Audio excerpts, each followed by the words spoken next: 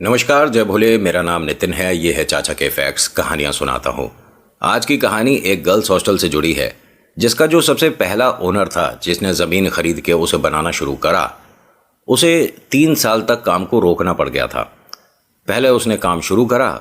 वहाँ जो लेबर काम करती थी, आए दिन उन्हें कोई ना कोई परेशानी होने लग जाती थी। 10 लोग काम करने वाले आ रहे हैं तो भैया अगले दिन 5 रह गए, फिर उसके बाद 3 रह गए। क्या हो गया जी? तबीयत खराब हो रही है। क्या हो गया जी? ये समस्या हो रही है। क्या हो गया? दूसरे ने पैसे ज़्यादा दे दिए। उसका काम बहुत धीरे चल रहा था। जितनी उसे उम्मीद थी उस हिसाब से काम तेज़ी पर नहीं था। बड़ी अजीब सी सिचुएशन है कि 3 साल तक ये परेशानियों को झेलता रहा। लेकिन कमाल की बात देखिए, उसे किसी पार्टी ने पैसों का ऑफ़र दिया कि इस प्रॉपर्टी को आपने 5 रुपये में ख़रीदा है, मैं इसके 8 देने को राज़ी हूँ। उसके मन में था कि मैं हॉस्टल बनाऊँगा और बच्चों के लिए एक अच्छी सुविधा होगी, अपना भी थोड़ा महीने का पैसे का हिसाब किताब हो जाएगा। लेकिन बेच दिया। जो सेकंड ओनर आया, उसने फटाफट से काम को तेज़ी दी और जल्दी जल्दी काम करना शुरू कर दिया। अच्छे महंगे लेबर्स बुलाने शुरू कर दिए उसने कि भैया पैसे 10 रुपये की जगह मैं 12 दूंगा, आप मेरा काम करिए। परेशानियां उनको भी हो रही थी, लेकिन इसे भी ये समस्या झेलनी पड़ी। प्रॉपर्टी अच्छे से बना नहीं पाया, बेचना पड़ा। कारण, इनकी पूरी फैमिली को विदेश जाना पड़ रहा था, तो हिंदुस्तान से जो भी संपत्ति है उसे बेचकर सेटल हो रहे थे। बेच दिया। रुपया 2 रुपया इसने भी कमाया, ऐसा नहीं कि नुकसान में गया। जो थर्ड ओनर आया, उसने बहुत सारी चीज़ों में परिवर्तन करना शुरू कर दिया। यहाँ पर कैफेटेरिया होना चाहिए, यहाँ बच्चों के लिए मैं छोटा सा लाइब्रेरी भी बनाना चाहता हूँ, यहाँ बच्चे मैस में बैठ के खाना खाएंगे तो एक बहुत बड़ा टीवी चाहिए, मुझे ये चाहिए। बच्चों को सुविधा वो ऐसे देना चाह रहा था कि आसपास के इलाके में मेरे से बढ़िया हॉस्टल किसी को नहीं मिलेगा। और ये गर्ल्स हॉस्टल था, सुविधा मतलब बहुत अच्छे से, जैसे अपना कोई घर बनाता ना, इस तरह के वो हॉस्टल बना रहा था। उसके दिमाग में ये बात थी नहीं कि मुझे इससे 4 पैसे कमाने हैं। वो बस ये चाहता था कि जो बच्चे यहाँ पर रहे, एक अच्छी याद के साथ रहे। जब वो बड़े होकर कुछ अफसर वगैरह बनेंगे, कोई कहीं किसी पोस्ट पे बिटिया पहुँचेगी तो बताएगी कि मैं उस हॉस्टल में रही हूँ और वहाँ पर सुविधा बहुत अच्छी मिलती है। हॉस्टल बनकर कंप्लीट हो गया, बट यहाँ रहने को कोई राज़ी ना हो। वार्डन भी आ गए, सिक्योरिटी वाले भी आ गए, बहुत सारे कॉलेज के साथ कॉन्टैक्ट भी हो गया, अपने पैसे भी बता दिए, बच्चों को सहूलियत भी बता दी, बट कोई आने को राज़ी ना हो। ना जाने क्या सिचुएशन बन रही थी। इसके आगे अभी इंट्रो के बाद बताऊंगा क्या हुआ। कहीं नहीं जाइएगा, पूरी कहानी विस्तार से सुनिएगा। जय भोले।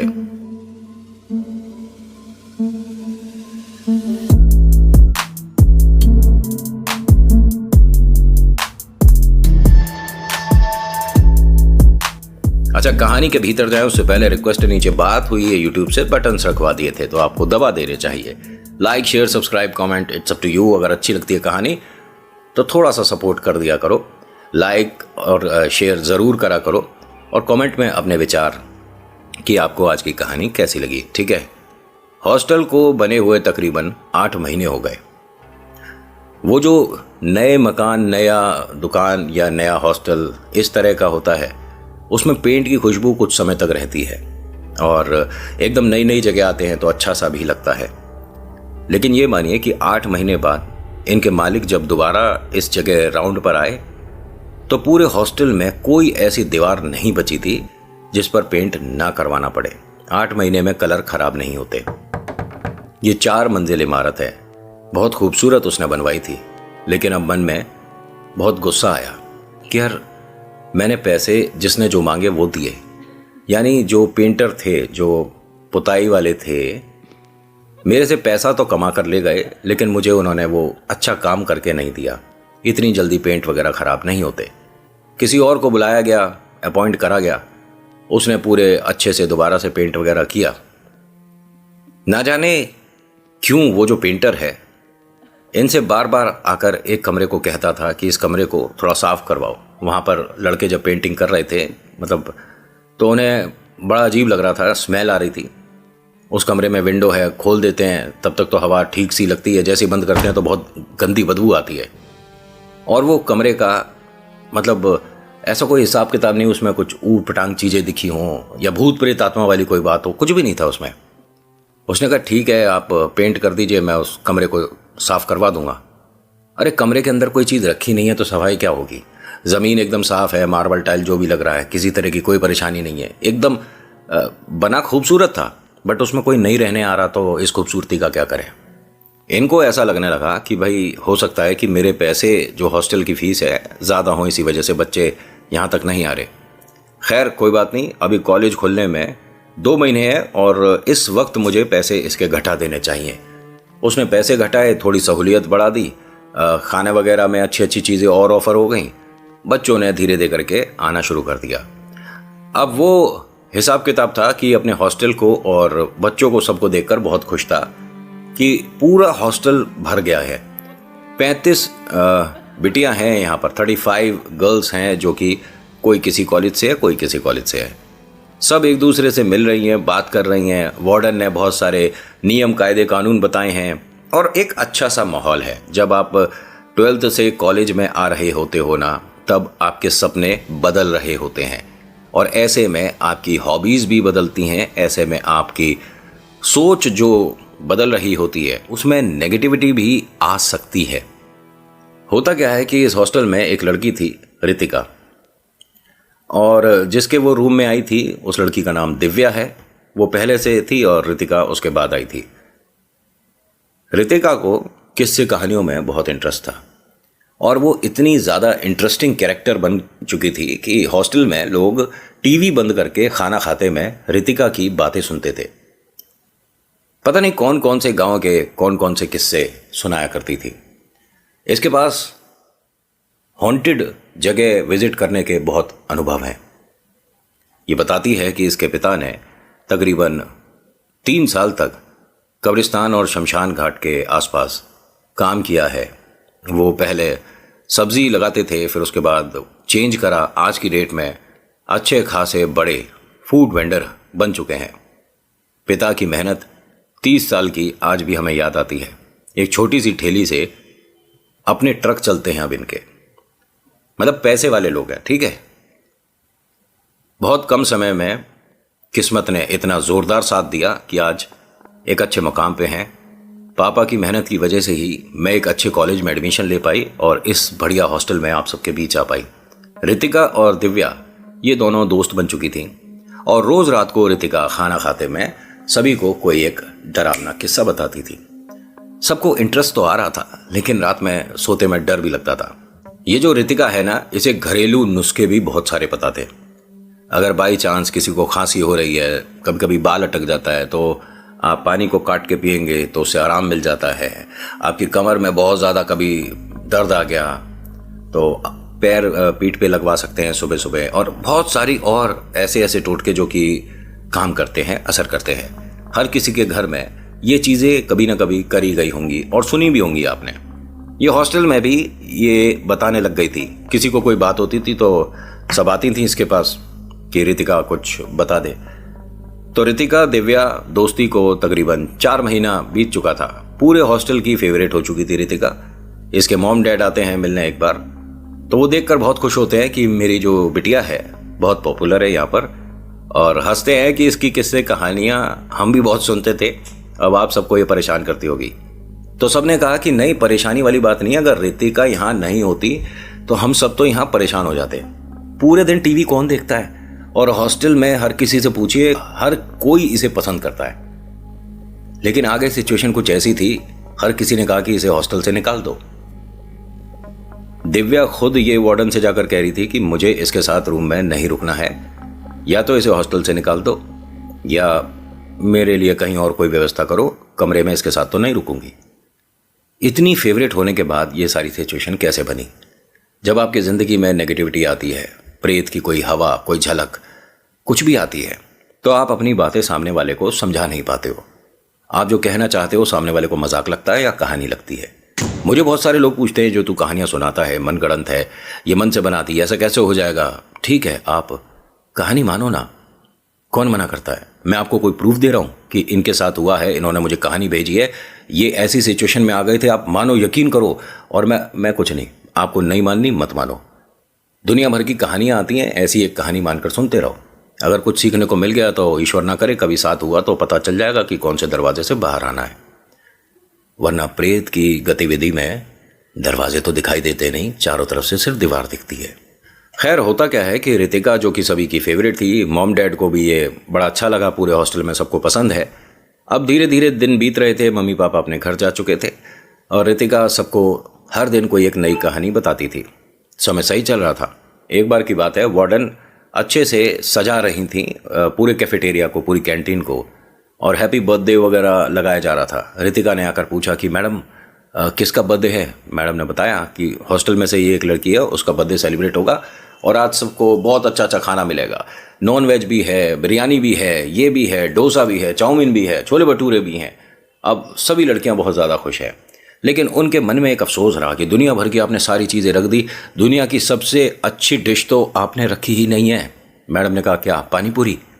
सभी लड़कियां एकदम से बोलती हैं हाँ, बिना गोलगप्पों के हमारी क्या पार्टी। मैडम ने कहा कि अरे शुरुआत उसी से होगी, गोलगप्पे भी है, बस बर्फ़ लेने गए हैं वो और फिर पानी में डालेंगे।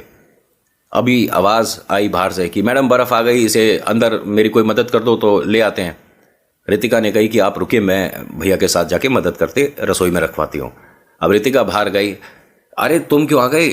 सिक्योरिटी वाले भैया होंगे ना, वो तो शायद कोई सामान लेने गए हैं। बेटा तू नहीं उठा पाएगी, बहुत ज़्यादा भारी है। रितिका ने, अरे मैं बहुत ताकतवर हूँ, क्या बात कर रहे हो। अब दोनों ने मिलकर बर्फ़ वगैरह उठाकर ले जा रहे थे, तभी रितिका का हाथ छूट गया, बर्फ़ गिर गई। भैया ने कहा कि नहीं कोई बात नहीं, मैं कह दूंगा कि मेरे से गिरी है, मैं दोबारा ले आऊँगा। और मैं पहले ही कह रहा था इतनी भारी है, लेकिन बेटा हुआ क्या था? तू देख का रही है, मेरी तरफ देखना। अब रितिका ऊपर की तरफ देख रही थी और कांपने लग गई। रितिका बेटा क्या हुआ? अब जैसे उन्होंने तेजी से बोला तो वार्डन और दो एक लड़कियां बाहर आईं। बर्फ गिरी हुई देखी मैडम ने। अरे ये क्या हो गया? तो भैया ने कहा कि अरे मेरे से स्लिप हो गया, इसने तो अच्छे से पकड़ रखी थी, मेरा ही एकदम से हाथ मुड़ गया और बर्फ गिर गई। कोई बात नहीं, अब आप दोबारा ले आओ जाकर। रितिका अंदर आ जाओ। और बोलकर जैसे ही मैडम चली, रितिका में कोई मूवमेंट नहीं हुआ। मैडम ने पलट कर देखा, रितिका ऊपर देख रही थी। मैडम ने कहा कि क्या हो गया, कहाँ देख रही है, क्या हुआ, चल अंदर। और ये रात 9 बजे के आसपास की बात है, कोई 12, 1, 2 का समय नहीं था। अंदर चल बेटा, तैयारी करवा, बर्थडे सेलिब्रेट करना है ना। इन्हें कोई बात ही नहीं करी, लगातार ऊपर की तरफ देखे जा रही है। मैडम ने दोबारा कहा, एक बार और कहा। एक लड़की जो इसके साथ रुकती थी, दिव्या, वो आती है, इसके दोनों कंधे पकड़कर ऐसे हिलाकर पूछती है, अरे क्या हो गया तुझे, कहाँ देख रही है? तो रितिका ने इशारा करा, ऊपर देख। अब उसने पलट कर देखा, कुछ भी नहीं है, नॉर्मल है, आसमान दिख रहा है। अब आसमान में क्या देख रही है तू? उसने कहा मैं आसमान की बात नहीं कर रही, जहां सबसे ऊपर वो वाटर टैंक बना हुआ है, उस पर मैंने एक लड़की को बैठे हुए देखा है और उसने पैर इस तरफ लटका रखे थे और उसने व्हाइट सूट पहना हुआ है। क्या बेकार की बात कर रही है, देखते रहे किससे कहानियां, अंदर तक ठीक है, ये रोड पर इस तरह से मजाक करने की जरूरत नहीं है। डराना क्यों चाहती है तू? और तुझे क्या मजा आता है सामने वाले को डरा कर, ये सब मनगढ़ंत बातें बोलकर? उसने कहा मैं मनगढ़ंत नहीं बोल रही, लेकिन पता करो हॉस्टल में सबसे ऊपर छत पर कौन गई है। अरे कोई नहीं गया, अच्छा खासा बर्थडे का माहौल है और तू बेकार कर रही है, सबको डरा मत। मुझसे कह दिया है लेकिन अंदर मत कहियो। अरे मैं एकदम चुप नहीं रह सकती और ये ज़रूरी है पता लगाना। मैडम एक मिनट मैडम। अब वार्डन के पास गई, सब बच्चे अंदर थे, थोड़ा म्यूज़िक चल रहा था। हाँ बोलो। ये एक मिनट प्लीज़, म्यूज़िक बंद करना ज़रा। म्यूज़िक बंद किया गया। क्या हुआ? दिव्या ने कहा कि अरे कुछ नहीं हुआ, ये सिर्फ आपको पता है नौटंकी कर देती है। क्या हुआ बता तो सही। उसने कहा मैडम सभी लड़कियों से पूछिए कि कौन सबसे ऊपर छत पर गई है, और उसने रोड की तरफ, बाहर की तरफ पैर लटका रखे थे। मैडम वो कहीं जंप तो नहीं करने वाली? एक मिनट, ये क्या बेकार की बात कर रही है? सभी गर्ल्स यहाँ पर हैं। सब ने बता दिया कि हाँ मैम, सब आ गए, कोई भी अपने रूम में नहीं है। थोड़ी देर बाद वो बर्फ लेके आ गए भैया, उन्होंने जैसे तैसे मैनेज करके अकेले बर्फ रखी। अब उन्होंने पूछा कि यहाँ पर सब लोग इतने टेंस क्यों हैं, क्या हुआ है? बर्थडे में एक दूसरे से नोकझोंक हो गया? नहीं नहीं, ये कुछ कहानी बना रही है। तो उसने हंसकर कहा कि इनकी तो आदत है, ये दिव्या और रितिका इस तरह का मजाक करते ही रहते हैं। उसने कहा कि मैं मजाक नहीं कर रही। सब लोग इसे ना रिति भी बोलते थे। रिति देख, ये सब अब मत बोलियो, तेरी बातें कभी कभी तू इतना सीरियस होकर बोलती है, सच लगने लग जाती है। ये बात ही कर रहे थे, एक दूसरे को कह रहे थे कि इसका तो रोज का है, नौटंकी कर रही है, मजाक कर रही है, बर्थडे को कुछ स्पेशल बनाने के चक्कर में डरावनी बात कर रही है। तभी बहुत तेजी से एक बेड सरकने की आवाज आई। पहली चीज बताऊं, यहाँ जितने भी बेड लगे हैं वो एक तरह से फिक्स हैं, परमानेंट हैं, उन्हें आप सरका नहीं सकते, लेफ्ट और राइट नहीं कर सकते। अगर 2 कमरों का है तो उसमें वो सीमेंट से बना रखा है इन्होंने, बेड नहीं है उसके, मतलब कैसे बताऊं आपको, चबूतरा सा बना हुआ है, उसी पर गद्दा और उसी पर आपको सोना होता है। परमानेंट टाइप का बेड है, उसमें कोई लकड़ी वगैरह कहीं नहीं लग रही है। मैडम ने कहा कि ये कौन रह गई है ऊपर, पहले उसे बुलाकर लाओ। अब कोई लड़की यहाँ से जाकर चेक करने को तैयार नहीं हो रही थी। वार्डन ने पूछा कि क्या हो गया, मैं कह रही हूँ ना कौन लड़की रह गई है, उससे कहो कि अभी ये सब अरेंजमेंट इधर उधर ना करे और आए। तभी सिक्योरिटी वाले भैया ने वार्डन से कहा कि मैडम 1 मिनट, हमने जो शेल्फ वगैरह भी बना रखी है, जो अलमारियां भी बनी हुई हैं, कुछ भी लकड़ी का नहीं है, कोई चीज सरक सकती नहीं है। बच्चों की बस कुछ कुर्सियां वगैरह हैं और कुर्सी सरकने की आवाज नहीं है इतनी तेज। और ये 9:30 पौने 10 बजे के आसपास का समय है जब ये बातें हो रही थी। आप ऊपर देख कर आइए। उसने अपने साथ एक लड़के को और लिया, वो भी सिक्योरिटी में थे। ये दोनों ऊपर तक देख कर आए, 4th फ्लोर तक देख कर आए। कोई भी कमरे में कुछ भी नहीं है, कोई लड़की भी अपने रूम में नहीं थी, सभी वार्डन के सामने थी। उसने आकर यही चीज बताई। फिर एकदम से दोबारा वैसी ही आवाज आई जैसे फर्नीचर सरका हो। सब लोग तो डर रहे हैं। ये रीति बाहर आती है और दोबारा से देखती है। अब इसे एक लड़की का चेहरा दिख रहा है जो कि उसने इस तरह से लटका रखा है, बाल खुले हुए हैं। उसने धीरे से मैडम को कहा, मैडम एक मिनट आइए, मैडम 1 मिनट आइए। मैडम बाहर आती हैं धीरे से और वो भी ऊपर देखती हैं तो हाँ, किसी के बाल तो दिख रहे हैं। मैडम ने नीचे से एकदम से आवाज दी उसे, कौन है? और ये ड्रामेबाजी मत करो, पीछे हटो। और ये जो हॉस्टल है कोई सुनसान वीरान इलाके में नहीं बना, आसपास लोग रहते हैं, मतलब पब्लिक है, जैसे आपके हमारे घर हैं, इस तरह के घर। कोई लोग निकल रहे थे, उन्होंने रुक कर देखा ऊपर, तो उन्होंने कहा, अरे बच्चे पीछे हो जाओ, ऐसे गिर जाओगे। यानी इनके मन का वहम नहीं है, किसी और को भी दिखा है। एक को दिखा, दूसरे को, तीसरे को, ऐसे करके यहाँ भीड़ लग गई। अब 10 सवा 10 बजे इस हॉस्टल के आगे तमाम भीड़ थी। मालिक को फोन किया गया, वो भी आ गए। उन्होंने कहा कि क्या हुआ है, तो सबने बताया कि हमने किसी लड़की को देखा है। अब भाई मन में 100 बातें आने लगी, क्या पता किसी के घर का कोई वाद विवाद है, वो यहाँ से कहीं जंप तो नहीं करने वाली, क्या है। तो इन्होंने सभी ने मिलकर एक चौड़ी बहुत जो बेडशीट होती है वो कहीं से मंगवाई और ऐसे पकड़ के खड़े हो गए कि अगर गलती से वो जंप कर जाएगी तो हम पकड़ लेंगे। आवाज देते रहे, पुलिस को बुला लिया, पुलिस आ गई। पुलिस ने जाकर छत पर चेक किया, कोई नहीं है। और एक बड़ा सा प्लास्टिक का सा बैग था, ठीक है, जैसे पॉलिथीन होती है ना, बड़ी 5-6 किलो वाली, इतनी बड़ी पॉलिथीन थी, पूरी भरी हुई थी। पुलिस ने कहा वार्डन से कि देखिए ऊपर तो कोई भी नहीं है, आप सभी को लगा होगा, मन का वहम होगा, या जब तक हम पहुंचे वो चली गई जो भी थी। ये मिला है आपकी छत से। तो दुनिया भर का टोटका इनकी छत के बिल्कुल ऊपर, टेरेस से भी ऊपर, वो बना देते हैं ना कभी कभी पानी की टंकी रखने के लिए, उसके ऊपर रखा हुआ है। अब इन लड़कियों को परमिशन नहीं है छत तक जाने की, कोई गई नहीं आज तक, किसी को नहीं पता कि छत पे जमीन का कलर क्या है। कभी इन्होंने कोई सेलिब्रेशन नहीं, कभी कुछ नहीं, आज तक छत खुली ही नहीं थी इनकी। इनफैक्ट वार्डन भी आज तक छत पे नहीं गई थी। उसने ये बातें बताई तो पुलिस ने कहा कि ऐसा हो तो सकता नहीं है कि दूसरे की छत से आपकी छत पर कोई आ गया हो, क्योंकि सबसे ऊंचा यही बना हुआ है। अब कोई सीढ़ी लगाकर आए, फिर कुछ रख के फिर सीढ़ी को हटा दे। हमने आसपास के मकान भी चेक करें और सोसाइटी अच्छी है, पैसे वाले हैं, दिमाग एकदम हाई क्लास रहता है, किसी को किसी से कोई मतलब नहीं, इस टाइप के लोग हैं। अब ये बात देख कर ना मन में डर भी बैठ गया। अब 3 लोगों ने बिल्कुल क्लियर देखा था जो कि हॉस्टल के अंदर रहते हैं। बर्थडे आज ये जिस हिसाब से सेलिब्रेट होना चाहिए था वैसा नहीं हुआ। सभी लोगों ने जैसा हो पाया बस डरते डरते सेलिब्रेशन किया अपने अपने कमरे में। जब आ गई तो 2:30 पौने 3 बजे रोने की आवाज आने लगी पूरे हॉस्टल में। एक लड़की है जो कि रो रही है और सिसक सिसक के रो रही है। सबने अपने अपने दरवाजे खोले, अब सब एक दूसरे को देख रही हैं। वार्डन भी हर फ्लोर पर आकर पूछ रही है कि अरे कौन रो रहा है, क्या क्या हुआ। अब जिसको एक बार आवाज आए वो अपना दरवाजा खोलकर कॉरिडोर में चेक करे, डरे और सीधा फ्लोर से उतर के भैया वार्डन के पास। सारी लड़कियां वापस, जो 35 लड़कियां यहां पर रहती हैं, सब आ गई। जो 2 सिक्योरिटी वाले थे उनको बुलाया गया और उन्होंने कहा कि देखो कुछ तो अजीब हो रहा है और किसी लड़की के रोने की आवाज़ आ रही है। उन्होंने ध्यान से सुना कि मैडम आवाज़ तो किसी की नहीं आ रही।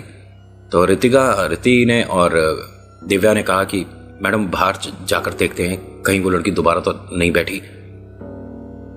और काफ़ी रात हो गई है, सड़क पर कोई नहीं है दूर दूर तक। भाई अब रात के 2:30-3 बजे कौन सड़क पे दिख रहा है। ये अपने हॉस्टल के बाहर आते हैं तो वो लड़की वास्तव में दोबारा बैठी हुई है, लेकिन इस बार कुछ अजीब है। उसके जो पैर है 4th फ्लोर पे बैठी है और वो 3rd तक आ रहे हैं। इन दोनों के हाथ पैर फूल गए। वार्डन ने आसपास देखा कि सभी लोग कहां पर हैं। देखा तो 2 लड़कियां बाहर हैं। अरे तुम बाहर क्या कर रही हो, और ये गेट किसने खोला है, तुम दोनों अंदर आओ। तो दिव्या ने मैडम को इशारा करके बुलाया कि मैडम 1 मिनट आइए। और मैडम जब आई, देखने के बाद उनके हाथ पैर फूल गए कि ये क्या है। उसका चेहरा बहुत ज़्यादा बड़ा, और मतलब एक तो अंधेरा था ना, ऊपर इतना क्लियर नहीं था, बस ये था कि उसका चेहरा बहुत ज़्यादा बड़ा था, बाल बहुत ज़्यादा बिखरे हुए बड़े बाल, और उसके पैर इंसानों के से तो नहीं लग रहे थे। इन सभी के मन का वहम है, तीनों ने क्लियर देखा है। सिक्योरिटी वाले को बुलाया मैडम ने कि 1 मिनट इधर आना, ये क्या है। उसने देखा, उसे कुछ नहीं दिख रहा। मैडम कुछ भी तो नहीं है। अब ये आपस में बात कर ही रहे थे, तभी अंदर से एक लड़की के चीखने की आवाज़ आई बहुत तेज़ी से। तीनों चारों जितने भी लोग ये बाहर थे वापस भागते हुए अंदर आए। उस लड़की से पूछते हैं कि क्या हुआ। तो इसने कहा कि अभी सीढ़ियों से एक लड़की उतरी और वो एकदम जानवरों की तरह से चलती हुई आई और मेरे ऊपर झपटी है। नहीं, ये देखो कहानियां बनाने वाली वो रही, ठीक है, रिति बनाती है कहानियां, और तुम ये सब मत करो। हमें कुछ समझ नहीं आ रहा है कि हॉस्टल में क्या हो रहा है। फिर से रोने की, सिसकने की आवाज़ आई। मैडम ने कहा सिक्योरिटी वाले भैया से कि आप चलो, मैं चल रही हूँ आपके साथ, और देखते हैं ये कौन है लड़की, कोई परेशानी ज़रूर है। जब ये 1st फ्लोर पे गए, कोई नहीं। एक एक कमरा चेक कर लिया, 2nd पे कोई नहीं, 3rd पे जैसे ही आए तो कॉरिडोर में सब बिल्कुल दरवाजे खुले पड़े हैं, उजाला हो रहा है, कोई ऐसा नहीं कि अंधेरा, कुछ दिख नहीं रहा। कॉर्नर में एक लड़की बैठी हुई है, बिल्कुल दीवार से लगी हुई एक लड़की बैठी हुई है। उसने घुटनों पर इस तरह से हाथ रखा हुआ है, सिर रखा हुआ है, और रोए जा रही है। मैडम मैं पानी लेकर आता हूँ इनके लिए। मैडम ने कहा हाँ जाइए। बेटा क्या हुआ, घर से कोई बात हुई, कोई परेशानी है बताइए। वो जो सिक्योरिटी वाले भैया हैं नीचे आए, पानी की बोतल भर रहे थे। तो रिति ने और दिव्या ने पूछा कि क्या हो गया, आप पानी लेकर जा रहे हो। अरे वो बच्ची रो रही है, हो सकता है घर से कोई डांट वगैरह पड़ी हो, या हॉस्टल में या कॉलेज में कहीं ना कहीं बेचारे के साथ बात हुई है, रो रही है। वो जैसे ही पानी लेकर चलने लगे तभी दिव्या ने उनका हाथ पकड़ लिया। भैया 1 मिनट, यहाँ हम सब हैं नीचे। इस हॉस्टल में 35 गर्ल्स रहती हैं, वार्डन मैडम है और आप 2 भैया हो, है ना। मैडम बात किससे कर रही हैं, आप किसके लिए पानी लेकर जा रहे हो। अरे क्या कह रही हो, कोई लड़की रह गई है ना, मैंने देखा, अपनी आंखों से देखा है। तभी मैडम के चिल्लाकर गिरने की आवाज आई। ये सभी लड़कियां जितनी भी नीचे थी सब भागती हुई पहुंची। तो मैडम जो 1st फ्लोर 2nd फ्लोर वाला सीढ़ियां है ना, उस पे से ये कहती हैं कि मैं उस लड़की को देखकर उसके पास तक जा रही थी कि उसे चुप कराऊंगी, लेकिन जैसे जैसे मैं पास गई हूं वैसे वैसे वो मुझे ब्लर दिखने लगी, धुंधली होती चली गई। बाद में सिर्फ दीवार थी, जब मैंने हाथ लगाया वो लड़की नहीं बैठी थी। और फिर हंसने की आवाज आई और मुझे धक्का लगा है, तब जाकर ये सीढ़ियों से नीचे गिरी है। ये बेहोशी की हालत में मिली थी मैडम। जब होश आया तो ये सारी बातें बताई। सभी की सभी लड़कियां हॉस्टल से बाहर वार्डन मैम के साथ। दोबारा से यहां पर जो मालिक है उन्हें बुलवाया गया। मालिक को सारी बातें बताई गई। जो वार्डन है उनके कंधे पर हिट का निशान भी था, जैसे किसी ने बहुत तेज मारा है तो उसका निशान भी था। हॉस्टल में फिर इन्हें पाठ करवाना पड़ा, और पाठ के बाद पता चला कि जब ये जगह बननी शुरू हुई थी तब कुछ चीज़ें किसी ने दबाई थी जो धीरे धीरे करके मजबूत होती चली गई, और वो इतनी ज़्यादा मजबूत हो गई कि आपको उस शक्ति ने अपना एहसास करा दिया। इन सभी की सबसे अच्छी किस्मत क्या रही कि किसी भी लड़की पर वो प्रेत हावी नहीं हो पाई, उससे पहले ही उसका सोल्यूशन कर दिया गया। आज के अनुभव में इतना ही। कैसा लगा बताना ज़रूर। So thank you so much for watching. मेरा नाम नितिन है। मुलाकात करूंगा एक अगली वीडियो में। हर हर महादेव, जय भोलेनाथ। धन्यवाद।